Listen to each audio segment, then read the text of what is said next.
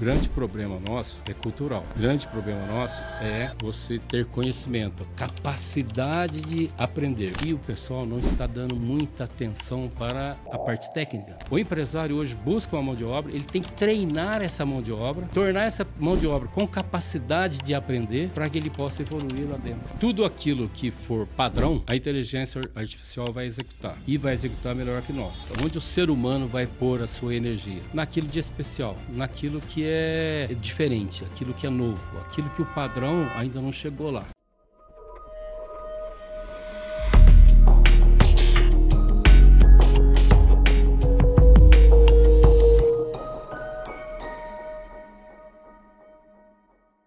Olá, sejam muito bem-vindos a mais um Autenticast, que é o podcast da Autêntica na série Faça o Básico antes de dar o primeiro passo. E no episódio de hoje nós vamos falar de um dos temas mais estratégicos da indústria moderna, a infraestrutura de uma indústria, normas e o básico das instalações elétricas. E para isso, a gente tem a honra de receber o professor doutor, engenheiro Neri de Oliveira Júnior, um nome respeitado na engenharia elétrica, com ampla experiência internacional e uma longa trajetória em automação industrial. Seja muito bem-vindo, professor. Oi, pessoal. Muito obrigado pelo convite. Estou muito honrado de estar aqui participando dessa evolução da AuthenticCast. Espero contribuir bastante aí. E dentro desse tema, infraestrutura e o básico da engenharia, da automação, espero poder contribuir bastante aí e oferecer para vocês alguma parte do meu conhecimento, de todo esse desenvolvimento que eu tive. Eu não tenho dúvida nenhuma de que... Posso te chamar de você? Pode, por favor. Fique à vontade. Eu me sinto até muito melhor. Né? A gente tem essa coisa, né? Depois de um tempo, você começa a reparar a mulher do caixa, a senhora quer nota? A senhora quer não sei o quê? E de repente, para a gente é difícil, né? De acostumar. Mas vamos lá. Antes da gente entrar no tema propriamente, eu gostaria de que o nosso público pudesse te conhecer um pouquinho mais. Então, se eu pudesse voltar no tempo, se a gente fizesse uma trajetória reversa, como é que começou essa sua história, né? Esse seu namoro, esse seu casamento com a automação industrial? Gostei da última palavra que você falou, casamento. Realmente... Eu me casei com engenharia, me casei com automação industrial e tudo começou quando eu tinha aí mais ou menos 12, 13 anos. Assisti uma palestra e nessa época, isso foi o quê? 1964, muito tempo atrás, em que começava a se falar de robô. Aí tive uma palestra com um professor que começou a falar sobre o que é o robô e etc e tal. Isso aí me animou tanto que eu me direcionei para essa área. Como eu moro em Delfim Moreira, que é sul de Minas, e perto de Delfim Moreira tem uma universidade, que é a Universidade Federal de Itajubá, eu me dediquei a passar nessa universidade, formei engenheiro lá, aí fui fazer pós-graduação na USP, fiz mestrado, doutorado na USP. Isso mostra para você o quanto eu gostei dessa brincadeira. E essa brincadeira está me levando até hoje. E eu tenho uma empresa que cuida também disso, tenho muito contato com a Autêntica, nós temos um relacionamento muito bom aí, em termos assim, de troca de tecnologia, troca de informação, ou seja, eu vivo desse negócio, esse é o meu foco, é minha meta de trabalho. Você mencionou a USP, eu estou lá dentro, então eu posso garantir que você foi um aluno muito dedicado para ter conseguido fazer a sua pós-graduação lá dentro, né? Eu sempre procurei me dedicar, e eu acho que pela tendência do mundo, por tudo que está acontecendo no avanço tecnológico, quem não se dedicar a aprender, ele vai ficar para trás. E hoje, quando você se forma para alguma coisa, forma um curso superior, não queira pensar que você terminou. Na verdade, eu sempre falo isso para os meus alunos. Quando você forma, você simplesmente diz que você está capacitado para aprender. Ali começou uma nova era sua, de aprendizado na execução. Faz e executa e aprende com isso. Esses dias eu ouvi uma frase muito legal sobre a graduação, o quanto que você se dedica e estuda, porque ela é como se fosse um fundamento. Aí você pode erguer um prédio de 1 andar, de 2 andares, de 10 andares. E o seu prédio está bem alto, né? Eu espero que esteja. Eu não me sinto assim, ainda me sinto no térreo. Eu quero alcançar muito mais e espero que possa ainda contribuir muito com a humanidade com isso aí. Mas assim, muitas pessoas fazem a graduação e depois vão decidir o que elas querem fazer. Essa sua paixão pela automação já veio antes, Já veio você antes disso. foi correr atrás De um, disso, de um né? objetivo nascente, vamos dizer assim, com 12, 13 anos, você normalmente, eu vejo isso pelos meus filhos, os meus netos, que com 12, 13 anos, eu ainda olho assim, puxa, mas falta alguma coisa, parece que ainda não decidiu na vida o que fazer. E eu consegui decidir isso lá tão cedo. E não me arrependo disso, adoro isso, e isso me carrega pela vida. E já que a gente voltou um pouquinho no tempo, eu queria saber como é que começa a sua história também com a Autêntica. Autêntica, bom, começou com o Silvino. O Silvino começou com uma outra empresa e eu trabalhava na Siemens, trabalhei muitos anos, 18 anos na Siemens. Tá explicado. Era responsável pela área de drives na Siemens e vinha, junto com o Silvino, fazer aí treinamentos de divulgação e etc. da parte de drives da Siemens. E aí tudo começou, né? E tivemos muitos contatos, muitas palestras, muitos treinamentos que a gente fez juntos, aplicações, ou seja, tivemos um relacionamento que começou pela primeira empresa do Silvino e eu lá dentro da Siemens, como eu era responsável pela parte de drives, a gente montou esse relacionamento forte, graças a Deus forte. Bom, agora esse episódio vai começar a usar realmente a sua experiência e os seus conhecimentos e tudo que você construiu, né, nesses anos todos de automação industrial. Eu tenho falado aqui que a gente, antes não parece que a gente falava de futuro como um lugar distante e agora ele é também o presente, né? Esse futuro chegou, não é isso? Sim, exatamente. E muito abruptamente assim, e como que se dando um choque, não é isso? Sim. Eu tenho essa sensação. E aí, pensando nisso, a gente tem falado aqui muito sobre modernização da indústria, né, digitalização. Qual que seria, na sua opinião, o básico na infraestrutura de instalação elétrica, hoje, mesmo diante dessa modernização? O que acontece? Na minha opinião, qual que é o básico? E esse básico não é o básico hoje, é o básico de muito tempo atrás. De qualquer indústria, esse básico é o que é? Maximizar a produção. E essa maximização da produção é que está mudando. Mas o conceito é sempre o mesmo, maximizar a produção.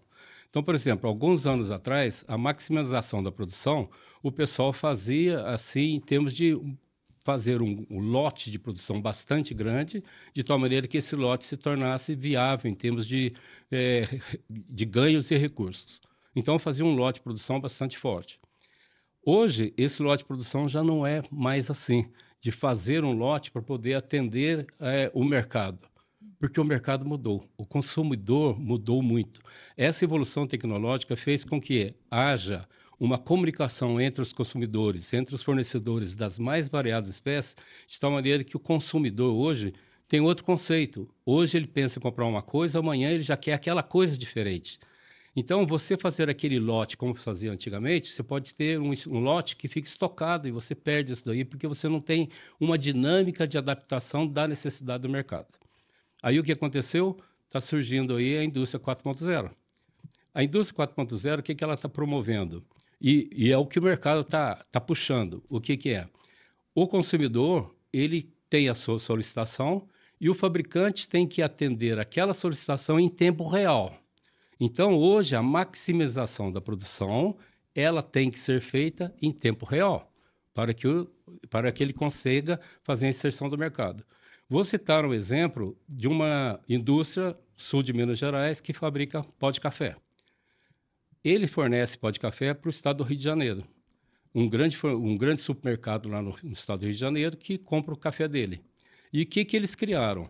Na prateleira tem sensores, de tal maneira que, à medida que o cliente vai tirando o pacote de café, já vai lá na fábrica setando qual o café que está sendo mais consumido e qual a produção que ele tem que fazer para atender às necessidades do supermercado. Isso é fantástico. Isso é o quê? É a nova necessidade do cliente e a nova produção baseada na necessidade do cliente. E ele fazendo a sua maximização da produção de acordo com a necessidade do mercado, porque ninguém quer fazer estoque. O mercado não quer fazer estoque, o fabricante não quer fazer estoque. E os dois têm que atender a necessidade do mercado sem se estocar. Então, é a produção que a gente chama aí produção em tempo real, ou seja, maximização da produção em tempo real. Agora, junto com isso, ainda hoje está tendo a necessidade de uma sustentabilidade. Não adianta você fazer isso para o momento presente, tem que fazer isso sempre.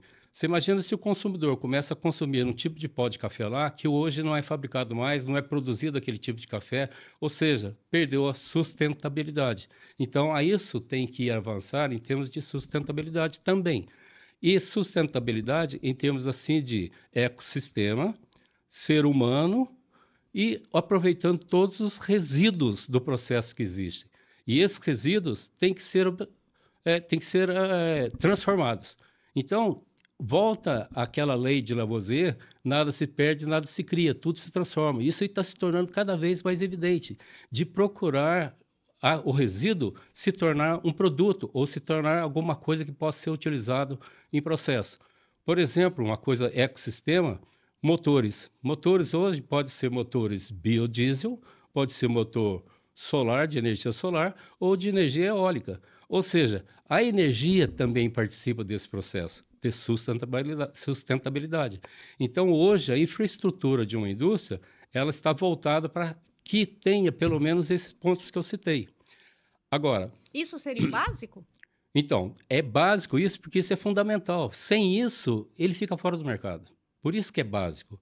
É o que dá sustentabilidade. Então, vamos retomar. Quais são os pilares? Porque, assim, eu acho que para um empresário que vê uma situação dessa que o senhor mostrou, de estar tudo, né, ligado com estoque, deve dar uma gastura, né, de que agora eu fiquei parado, como que eu chego lá nesse ponto? Então, é por isso que eu acho que essa série, ela contribui muito nesse sentido de ajudar a fazer o básico. Se você tiver perdido, faz o básico.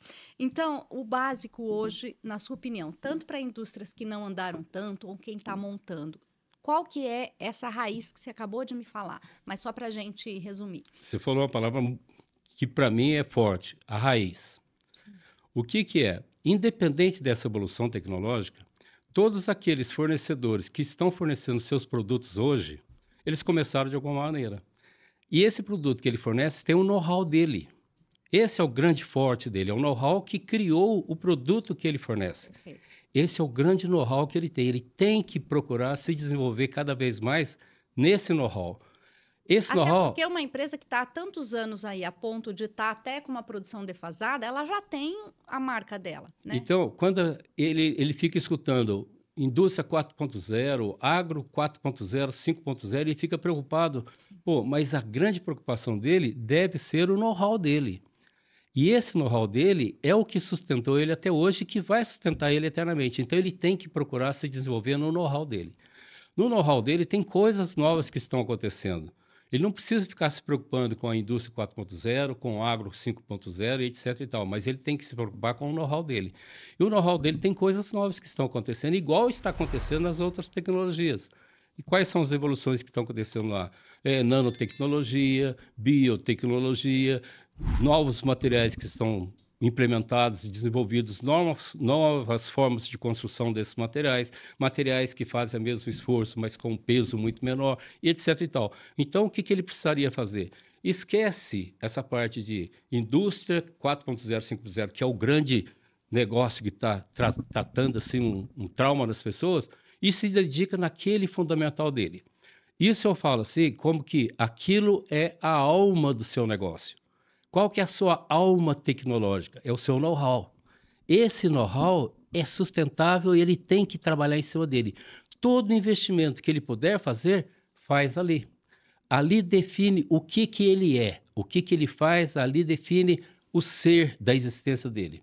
Agora, existe a indústria 4.0 que ele precisa se preocupar com isso. O que é a indústria 4.0? É a maneira dele fazer aquela tecnologia. Mas a tecnologia é dele.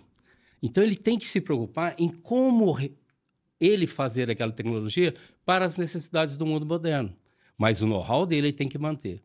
Como ele fazer isso? Aí ele vai usar a indústria 4.0. E o que envolve ali?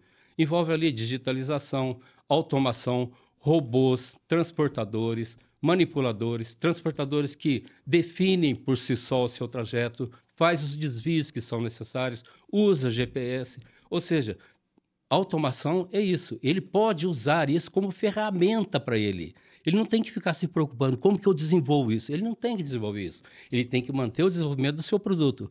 Essa é a alma do seu negócio.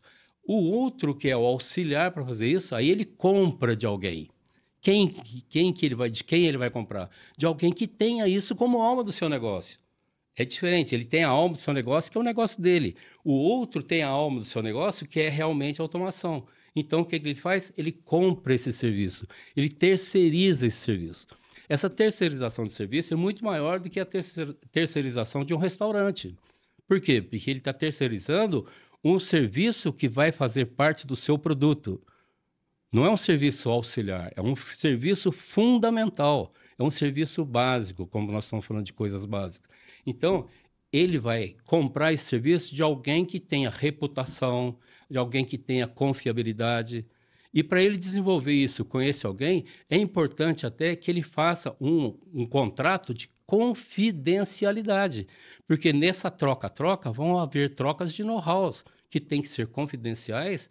Eu tenho clientes que, por exemplo, para aquele produto daquele cliente, eu não posso deixar que uma visita tire foto. Por quê? Porque faz parte do meu contrato de confidencialidade com ele para não permitir que isso seja divulgado. Sim. Eu não posso divulgar isso. E esse tipo de contrato é importante para a evolução dessa tecnologia, usar do melhor recurso para atender as necessidades do novo mercado e continuar atendendo. Então, por exemplo, vou citar aí, como nós estamos falando do Authenticast, a autêntica seria o próprio nome diz autêntica, que resulta em quê? Confiabilidade para que um tipo de contrato desse possa ser realizado. Ou seja, ele passa a ter tecnologia, passa a ter toda a evolução, sem necessidade de se investir altamente naquilo lá. E ele continua investindo onde? Onde é a sua alma do negócio. E tudo isso que você está falando, a gente está passando por planejamento. Isso dá uma acalmada, porque você sabe onde você vai chegar. Quer dizer, tem o primeiro passo, tem o segundo, tem o 10º, tem o 20º, mas o saber onde vai chegar é muito importante, né? Esse planejamento, essa consultoria, ir atrás de parcerias que sabem fazer, né? Que é tudo isso que você acabou de falar. Já que você citou esses passos, eu vou citar quais são os passos fundamentais, na minha opinião, sobre isso. Isso é O bom. primeiro é o projeto. Então, tanto para aquele que cuida da alma do seu negócio, como para aquele que vai ensinar como fazer aquele negócio, a primeira coisa é o projeto. E projeto envolve conhecimento. Qualquer projeto feito sem conhecimento resulta em problema. Então, o conhecimento é fundamental. O projeto existe para a execução do projeto uma série de ferramentas. Tem ferramentas de projeto que o projeto não é simplesmente você fazer um desenho. Atualmente, você tem ferramentas de projeto que você, ao invés de fazer uma linha, aquilo lá não é uma linha, é uma resistência, é um material, é um cabo, ou seja, é muito mais do que simplesmente um desenho. Então, o projeto é fundamental, mas mais fundamental no projeto é o conhecimento. E o conhecimento se adquire pela permanência na atualização. Após isso, vem a montagem, segunda fase. A montagem não é qualquer um que monta. Existe pela nova tecnologia, na nova tecnologia existe sistema de potência e sistema de controle. E tem que ter uma separação entre os dois. Na hora de montar isso aí, tem que levar isso em consideração, porque se a pessoa não considerar que o sistema de potência tem que estar separado do controle, um vai interferir no outro e vai ter problemas na operação. Segunda montagem. Terceira, instalação em campo. Instalação em campo também tem que fazer a separação de parte de potência e parte de controle, além de levar em consideração as condições ambientais. Conforme eu falei, tem transportadores, manipuladores, que fazem o seu trajeto, fazem o seu caminho, desvia dos obstáculos, só que ele está no meio da produção. E no meio da produção, nem sempre o ambiente é um ambiente limpo, é um ambiente agressivo do próprio produto, da própria constituição. Então, tem que ter considerações aí sobre a instalação do ambiente. Se não for feita essa consideração, poderá ter uma instalação muito boa que depois ela não resulta nos seus resultados esperados, por causa dos problemas que ocorrem com a instalação. E, para terminar, operação e manutenção. A operação tem que ser treinada para esses novos recursos. A manutenção que é feita disso, às vezes, tem necessidade de investimentos, de equipamentos que possam fazer medições para poder verificar qual é a melhor manutenção que tem que ser feita ali. Então, tudo isso aí, falei os 4 processos. Projeto, montagem, instalação em campo, operação e manutenção. Sem esses 4, nessa sequência bem feita, você pode ter aí decepção com o resultado daquilo que você precisava fazer. Agora, se isso for muito bem feito, muito bem organizado e feito por pessoas que têm conhecimento suficiente para isso, o resultado é sempre bom. Seguimos aqui com a aula. Eu gostaria que você pudesse falar um pouquinho sobre padrões de instalação, porque isso também é o básico, né? Fundamental, padrões. Existe aí o que a gente chama de padrão e existe o que tem que ser como prescrição. Então, o padrão é aquilo que tem que ser feito para o melhor resultado. Prescrição é aquilo que tem que ser feito, porque senão vai ter problema. Tem que fazer e fazer bem feito já com as prescrições definidas. Em termos de padrão, com a inteligência artificial, nós falamos aí de robôs, manipuladores, transportadores e etc. Tem também aí uma série de sensores que vão perceber tudo isso. O volume de sensoramento passa a ser muito grande, com câmeras que fazem definições de precisão e etc. Isso aí dá um volume de dados muito grande. E aí vem a inteligência artificial que retém, trabalha, tem um algoritmo que vai trabalhar com esse volume de dados, de tal maneira de criar padrões. Então, o padrão hoje, embora muitas vezes alguém tenha lá, meu padrão de trabalho é esse. Por quê? Porque você analisou os seus padrões pelo seu volume de informações e pelo seu volume de raciocínio, você chegou que o padrão é esse. Amanhã, isso não vai ser feito assim. Pelo número de informações, o Big Data e inteligência artificial, ela vai chegar a outros níveis de padrões. E padrões que muitas vezes não vão ter interferência humana, porque a inteligência artificial vai encontrar padrões até naquelas informações que a gente nem está vendo, que ele vai estar pegando essas informações.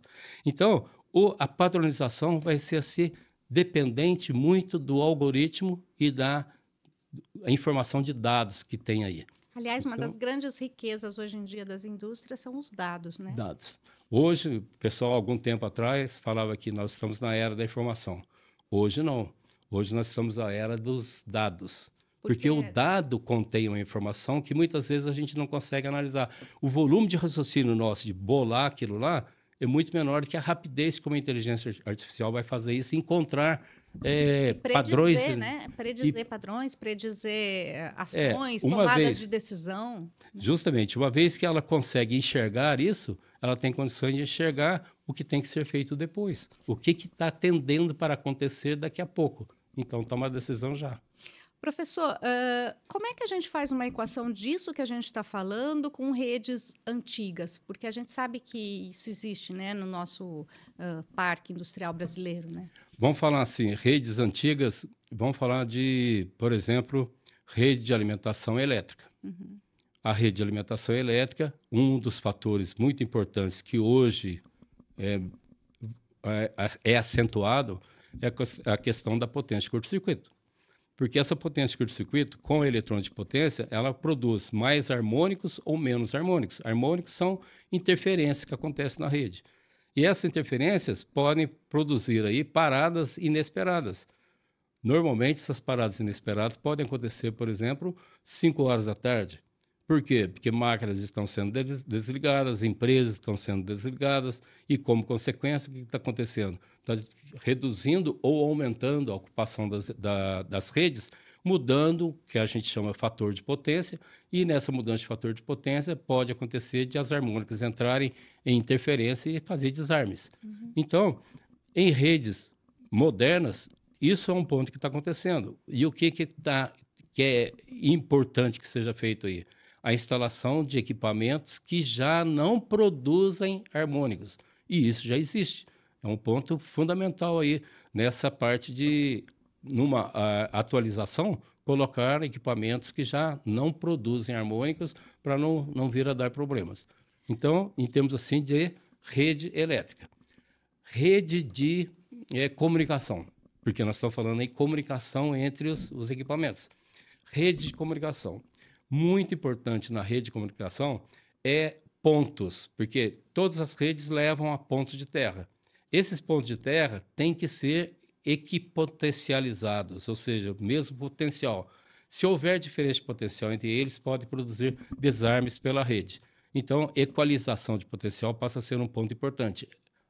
Sistema de aterramento, verificação do sistema de terra é outro ponto que costuma produzir problemas quando a pessoa começa a introduzir nessa área. Tomando esses cuidados, o sistema se torna um sistema bastante estável. O senhor falou há pouco que tudo se transforma. Exatamente. Até para uma rede antiga isso é mais indicado? Ou em alguns momentos começar do zero pode ser inteligente e interessante? Aí esse começar do zero me levou a pensar em uma outra coisa.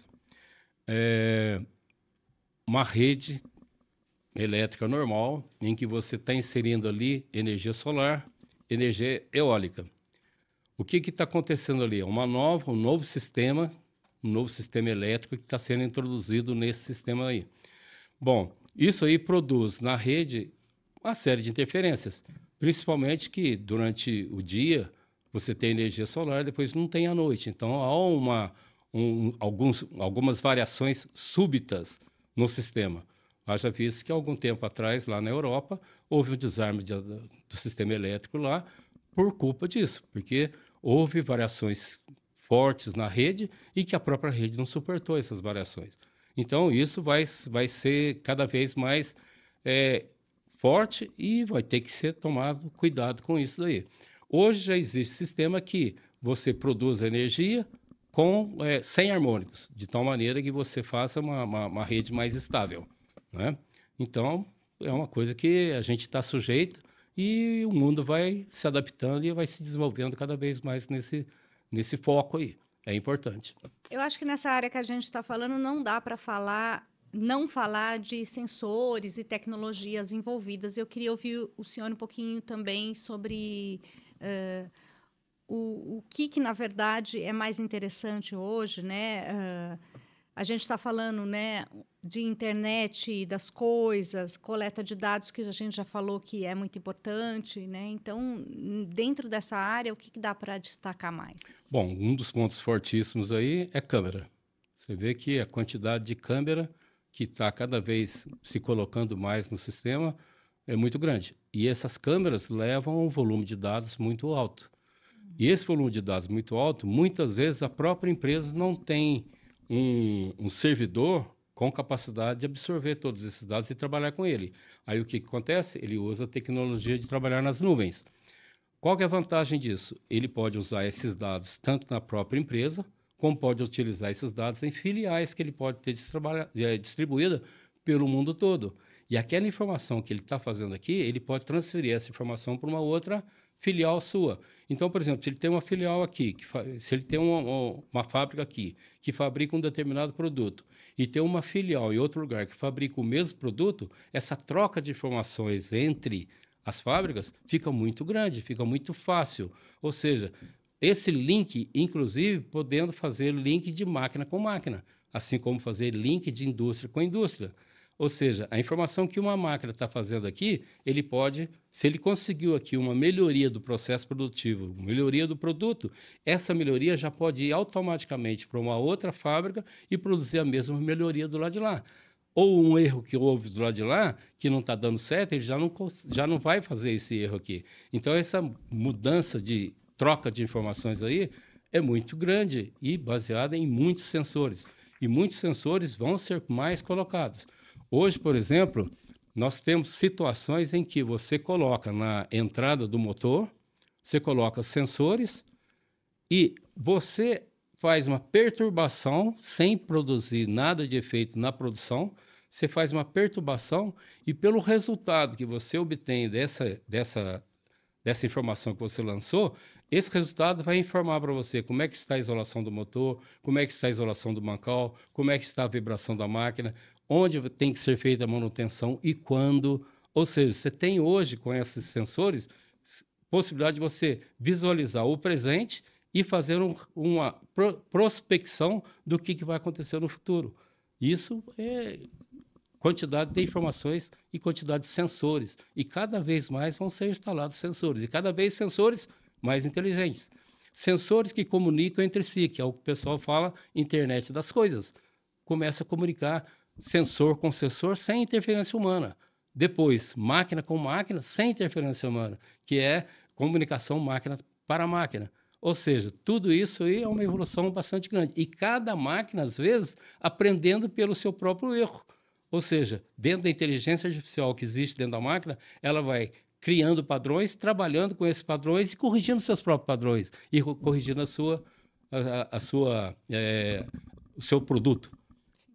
E transferindo essa informação para uma outra máquina que para ela também fazer isso. Como, por exemplo, transferir de uma fábrica para uma outra fábrica, de uma máquina para outra máquina, para obter o resultado melhor para todos. Isso não precisa estar aqui no Brasil e outra pode estar na Alemanha.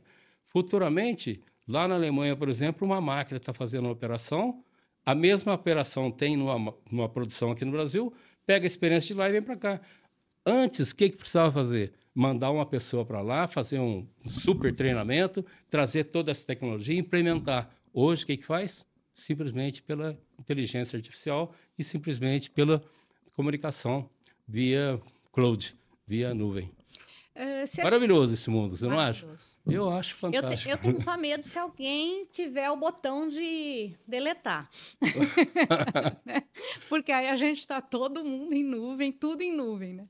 Mas, enfim, eu gostaria, se o senhor pudesse fazer uma tentativa de proporção de tomada de decisão entre custos de equipamentos, de novas tecnologias e inteligência nas decisões. Tá. Quanto que é essa proporção? Quer dizer, para eu fazer uma mudança hoje, chegar numa indústria moderna, eu tenho que ter quanto mais de custo de novos equipamentos ou de inteligência para fazer as coisas com planejamento, como você está nos ensinando? Uma coisa é o seguinte, o conceito custo, ele vai mudar. Uhum. Não se fala mais, e nesse mundo tecnológico, falar em custo, você não está abrangendo todo o conceito do negócio. Então, a gente não vai mais falar em custo, vai falar em valor. Aquele custo, ele se transforma em quê? Sim. Quanto mais aquele custo se transforma em algo aproveitável, mais valor tem. Então, o conceito de custo ele vai ter que ser mudado pelo valor que as coisas vão trazer, né? Então, depende de cada aplicação. Agora, este valor que vai trazer, então eu vou voltar lá na alma tecnológica daquele fabricante que estava fabricando a sua pecinha lá. Aí vem uma tecnologia que vai fazer com que ele produza aquele produto melhor, mais rápido e atendendo a necessidade do mercado. Qual o valor que isso tem? Às vezes, o custo que a gente pensa, ele pode ser até o dobro, porque ele tem um valor muito maior. E se paga. Por quê? O custo pior dele é quando ele não se paga. Agora, por exemplo, aquele que tem a fabricante, a alma do negócio dele, e ele tem que investir também na tecnologia de produção, o que vai acontecer? Se ele não conseguir colocar isso para absorver na sua produção, perdeu o negócio, o produto fica muito caro. Por isso é importante ele comprar de alguém. A partir do instante que ele comprou, isso é caro. Depende do qual o valor que isso acarretou e quanto que ele resultou em produção. Então, essa questão de custo está muito vinculada ao valor do negócio, ao que o negócio vai trazer de volta. E isso, a gente tem que fazer uma previsão disso. A gente tem que fazer, você vai investir X, mas vai obter 150, vai obter 300. Beleza, então convém. Vai investir X e vai obter só 10%, esquece, não é esse o negócio. Vamos mudar a estratégia. Então, o valor passa a ser muito importante. Bom, eu acho que a sua obra científica, a gente já vai falar dela, porque nós não temos todo o tempo, né, para usar o seu conhecimento. Então, já vou falar um pouquinho dos seus livros, né, dos seus trabalhos acadêmicos para ajudar as pessoas, né, dentro dessa transformação que a gente está falando industrial. Mas nós falamos no começo um pouco, né, sobre como você conheceu o Silvino, como é que vocês estão juntos nessa trajetória. Dentro dessa mudança, dessa transformação gigante que a gente está vendo na indústria, como é que é a colaboração de vocês agora na Autêntica? Bom, como a gente estava falando de problemas que podem ocorrer na inserção de modernidade, um dos pontos que eu trabalhei bastante com o Silvino e o irmão dele lá, o Luiz, foi assim justamente resolver problemas que estão ocorrendo. Existe a certa previsibilidade, aquilo que você olha e fala, pô, aqui parece que tem algo errado. Então, vou citar, por exemplo, um caso que numa indústria de papel, e ele estava com um problema no inversor, um inversor grande, e o inversor estava desarmando lá e simplesmente o inversor queimando, custando muito caro a manutenção dele. E aí chamaram a gente para ir lá ver o que era. E o problema, não só chamaram a gente, mas também chamaram o fabricante para poder ir lá dar uma olhada. E o fabricante diz, isso aqui tem que resolver isso aí colocando um filtro de harmônicos, e esse filtro de harmônicos custa lá $200 mil. Aí eles chamaram a gente, tá muito caro, vamos ver o que a gente faz. Você trabalha no socorro também. Então, aí o que aconteceu? Nós fomos lá, medimos a harmônica, realmente estava um caos. Mas aquela harmônica não era a harmônica normal. Pô, mas algo está errado, porque isso aqui não é normal ter esse tipo de harmônica. E aí a gente foi verificar o terra. Todo problema de harmônico tem reflexo no terra. Isso uma coisa que a gente já sabe. O que a gente fez? Fomos acompanhar o terra. O que aconteceu? Num vão no lado, ele estava fazendo uma obra civil e estava fazendo um rasgo no chão lá, e nesse rasgo do chão cortaram a malha de terra. E, como consequência, estava dando esse problema. A gente verificou isso, chegamos lá, ligamos assim, provisoriamente, e que ligamos aquilo lá, a harmônica voltou ao normal. Ou seja, não gastamos $10 mil e resolvemos um problema que era para fazer com 200 e que talvez não fosse resolvido. Sem conhecimento, com certeza então, não. O que é fundamental aí? O conhecimento. Então, onde que eu entro com o Silvino, com o Luiz? Na troca dessa experiência que eles têm junto comigo, e a gente vai junto fazendo medições, verificações. Então, você perguntou aonde que a gente entra. Entra justamente nas modernizações e nas ocorrências dos problemas que as modernizações trazem. A gente conseguiu olhar e fazer uma previsão do problema, porque o problema não estava visível. Então, a gente conseguiu visualizar por uma medição. Perfeito. Você é autor do livro Acionamentos de Velocidade Variável. Vou até pegar ele aqui, ó. Tá. Esse livro aqui, ó. Onde que estão essas tratativas, né, sobre considerações para instalação e montagem? É como se fosse um manual, esse livro? Então, olha só. Esse livro aqui, ele trata... Tudo começa na carga. Da carga, definindo a carga, você especifica o motor. Definido o motor, você especifica a alimentação dele, especifica as condições da rede, toda a proteção. Esse livro começa lá na carga e vai até lá na rede, passando por malhas de regulação e etc. Então, é um livro assim que básico? É básico, mas fundamental, porque ele trata de todos os pontos que você tem que considerar e como considerar. Eu diria o seguinte, toda indústria tem lá política de qualidade, política de compras, política de vendas e etc. Uhum. E eu tenho isso aqui como política de tecnologia para implementação, porque na parte de automação é muito importante a parte de potência. E esse aqui trata justamente da potência do sistema de automação, da regulação do sistema de regulação, da regulação do sistema de motor. ok? Se você pudesse escrever mais um livro ou algum artigo sobre para onde a indústria vai nos próximos 5 ou 10 anos nessa área de manutenção industrial. Ó, vamos ver, ainda tem, né, indústrias no Brasil e em várias partes do mundo que ainda estão muito aquém do que a gente está chamando aí de alta tecnologia. Por exemplo, uma mudança de produto em certas fábricas, ele tem que parar, fazer mudanças mecânicas. Na verdade, não existe nada em velocidade fixa. O processo é variável, tudo é variável. E, infelizmente, tem muitos lugares que o motor está lá em velocidade fixa. E aí, quando ele tem necessidade de variar o processo, ele muda a mecânica, muda uma engrenagem, muda uma correia, ou seja, faz mudanças mecânicas, que tem que fazer parada, e na parada vai lá e faz essa mudança. Já existem indústrias mais modernas que colocaram lá, nesses lugares, acionamentos de velocidade variável. Ou seja, para ele mudar o produto, ele tem que mudar a velocidade. Para mudar a velocidade, ele vai lá, faz uma mudança de set point, faz uma mudança automática, ele vai fazendo essa mudança. Ainda com interferência manual. Qual que é o novo agora? Fazer isso tudo automático, sem interferência manual, utilizando a indústria 4.0. Todos os recursos que nós estamos falando da indústria 4.0 é justamente para todos esses ajustes serem feitos automaticamente, sem interferência humana, de tal maneira que as coisas fluam muito mais rápidas, atendendo à necessidade do mercado, que o mercado está consumindo isso, e ele conseguir atender essa solução. Então, essa é a tendência do processo. A tendência é tirar o ser humano, fazer tudo automático, rápido, independente do horário. Pode ser agora às 6 horas da tarde, como pode ser amanhã, pode ser à meia-noite, pode ser às 2 horas da manhã, e tudo existe até aquela indústria que o pessoal chama de indústria que nem iluminação tem. Só tem iluminação para os acessos não frequentes, acessos indesejáveis, vamos dizer. Aí tem lá a iluminação para poder fazer esse acesso.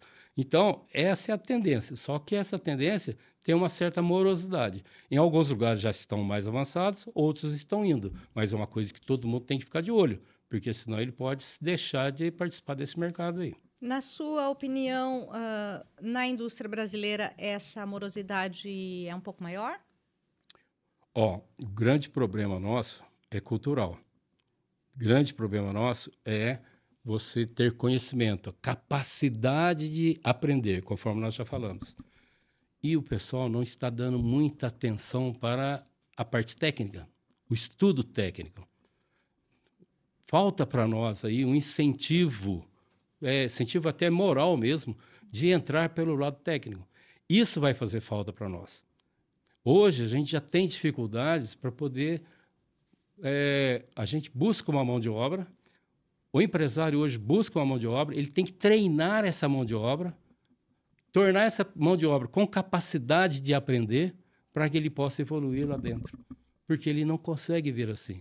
Por quê? Porque o ensino nosso, infelizmente, não está tão tecnológico e não está tão técnico como gostaríamos que fosse. Existe hoje uma deficiência de pessoal de técnica, de tecnologia, que tem a capacidade de entrar numa empresa e evoluir em cima dela. São poucos os que, hoje mesmo a gente estava conversando sobre pessoal técnico, pessoal que deveria entrar numa empresa e agarrar e evoluir pelo lado tecnológico, ele não tem esse interesse. Você chega para ele e fala, vão lá para o campo e vão ver isso, vão ver aquilo. Ir para o campo... existe assim uma certa reserva. Sim. Então é um problema cultural, na minha opinião. Mas aí a gente ficaria mais um programa inteiro para falar, claro, dessa situação hoje tem dos muito... jovens. Esses dias eu ouvi que um jovem entrou, no primeiro dia ele já pediu para sair porque não era o que ele queria, né? A gente parece que perseguia mais, né, a nossa geração, assim, né? As coisas, enfim. Mas isso é uma outra história. Outro ponto. Eu queria aproveitar, então, né, falando até com esse público mesmo, né? De deixar dicas para quem está começando na área, para os engenheiros, né, dessa área também. e gestores industriais que querem investir nesse básico que a gente falou lá no começo, né? Nesse básico, nessa infraestrutura, mas que são perdidos. Você deu aquelas 4 dicas valiosas, né? Tem alguma coisa além daquilo que você se lembra agora para a gente deixar meio de mensagem mesmo, de conselho? Tudo aquilo que for padrão, a inteligência artificial vai executar. E vai executar melhor que nós. Aonde que a gente vai ter onde o ser humano vai pôr a sua energia? Naquilo de especial, naquilo que é diferente, aquilo que é novo, aquilo que o padrão ainda não chegou lá. Então, só que para ele alcançar isso, só tem um caminho.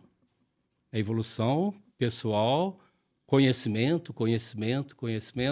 Ou seja, a pessoa vai ter que se dedicar em conhecer mais e cada vez mais a todo dia, porque a rapidez com que isso evolui é muito grande. Se ele não fizer isso, a máquina vai tomar conta dele. E a máquina vai fazer isso melhor porque ela tem muito mais capacidade de executar o padrão do que nós vamos ter. Então, nós não temos que ir para o lado do padrão, nós temos que ir para o lado da especialidade. E a especialidade requer conhecimento, e conhecimento requer aprofundar naquilo que tem que ser feito. Então, ele se definir o que ele quer fazer e empenhar todo o seu esforço naquele sentido lá. Eu acho que é por aí. Professor, vou fazer um trocadilho aqui para a gente já ir encerrando, que o tempo voa, né? Quando a prosa é boa. Na sua visão, o que torna uma indústria verdadeiramente autêntica? Conforme eu falei, é necessário que aqueles donos da alma tecnológica, eles se ocupem da melhor maneira para ele fazer aquela alma tecnológica. E hoje, a automação é fundamental. E eu falei que vai haver aí, entre eles, aquele que faz e aquele que é a alma do negócio. Tem que haver aí muita confiabilidade, credibilidade, confiança, de tal forma até fazer aí uma confidencialidade, um documento de confidencialidade ali. E eu encaro que a autêntica, pelo seu próprio nome, ela se propõe a ser assim, autêntica, ou seja, fazer aquilo que ela quer fazer, que o mercado precisa, de uma maneira bem forte, bem autêntico. Então, é esse. O princípio da autêntica está nas minhas ideias, de acordo com a evolução que o mundo está indo. Eu acho que essa é o que eu vejo que a autêntica está proposta a fazer. Você veja bem, temos tempo? Podemos? Temos. Olha só, manutenção. Vamos falar da manutenção. Manutenção é um mal necessário. Ninguém quer fazer manutenção, porque tem que parar. Ninguém quer fazer manutenção. Manutenção também tem um outro problema, que é o estoque. Você tem que ter peça de reposição, estoque de peça de reposição. Como nós estamos falando aí de tornar a coisa muito viável, a Autêntica oferece uma possibilidade. Eu hoje de manhã andei pela Autêntica e verifiquei lá o estoque que eles têm. Agora, aquele estoque que eles têm, eles não precisam servir só a um cliente ou a outro cliente. Se eles fazem um contrato de manutenção, já pode ser verificado, de acordo com toda essa confiança, essa credibilidade, essa confidencialidade que eu falei, desenvolver com o cliente uma manutenção preventiva de tal maneira que o cliente não use o estoque que ele tenha que ter lá e use o estoque que uma Autêntica já tem. Então, esse relacionamento aí eu acho muito importante. Esse é um ponto que eu acho fortíssimo para a Autêntica. Se ela não está explorando, eu até sugiro de ela venha a explorar isso. E os clientes também. Porque nem todo mundo é bom em tudo, né? É claro, temos que dividir sempre. Ou seja, uma maneira de se multiplicar o conhecimento é dividir esse conhecimento. E nós não temos condições de absorver tudo. Quem é dono da sua alma de negócio, cuida da sua alma. Quem é dono de fazer a sua alma, cuida de fazer a sua alma. Então, essa divisão é muito importante. Só se multiplica se conseguir dividir. É natural. Professor, a gente já falou do seu livro, né? Fica essa dica importante, mas quem quiser conhecer melhor o seu trabalho, como é que faz? Bom, tem uma empresa, Neri Engenharia, tem Tem. O que a sua empresa faz, Minha basicamente? empresa, minha empresa ela faz na parte de ela se divide em duas partes, a parte de indústria e a parte de energia, os dois lados. E nós fazemos desde projeto, montagem de painéis, nós temos chaparia, fazemos chaparias, instalação em campo, treinamentos também fazemos, principalmente treinamento nessa área aqui, e consultoria, tipo essa que nós falamos aí, do que a gente faz com o Silvino, né? Perfeito. E você está ativo nas suas redes sociais? Você trabalha mais caso a caso? Como é que é? Normalmente tem Para sido saber caso a mais do seu caso. trabalho. Normalmente tem sido caso a caso. Por quê? Porque eu não consigo dar conta de fazer tudo aquilo que a gente é chamado. E, às vezes, eu tenho preocupação de fazer uma difusão muito grande e depois ficar o cliente decepcionado, porque eu gostaria que... E, para mim, a pior coisa que o cliente tem é quando ele fala para mim, eu gostaria que... Aí, eu gostaria de atender ele cada vez melhor. Então, a gente tem um site, neri.com.br, né? E nós divulgamos isso aí dentro daquilo que a gente é capaz de fazer. Muito obrigada pela presença, por essa aula que foi, né? Por partilhar um pouco dos seus conhecimentos, porque eu acho que muita gente pode conhecer e guardar aquilo para ele, e é o que você estava falando há pouco, não adianta. Não adianta, Não é por aí. partilhar conhecimento. Não é por aí. E a gente pensa assim, né? Quando você olha para o todo, talvez pode dar uma certa angústia, mas assim, o primeiro passo é, desde o início que você falou, qual é o seu know-how, né? Ajusta ele e o resto vem, né? Exatamente. São maneiras de fazer. Ele não precisa ter a preocupação de o know-how dele não estar certo. O know-how dele está certo, no entanto que ele existe até hoje. Mas a maneira de fazer talvez tenha que mudar. E ele não precisa aprender a maneira de fazer. Compra de alguém que já sabe e vai lá e faz isso aí com ele. Essa é a minha ideia. Mais uma vez, muito obrigada pela presença, professor. Obrigado a vocês. Boa Até sorte, a próxima. sucesso para todos. Né? Sucesso para todos. Bom, e a gente sempre fala aqui, não se esqueça de participar realmente dessa série. Você pode compartilhar, você pode assistir, encaminhar para alguém. A intenção da Autêntica é fazer esse podcast para você que está nos acompanhando. Até a próxima.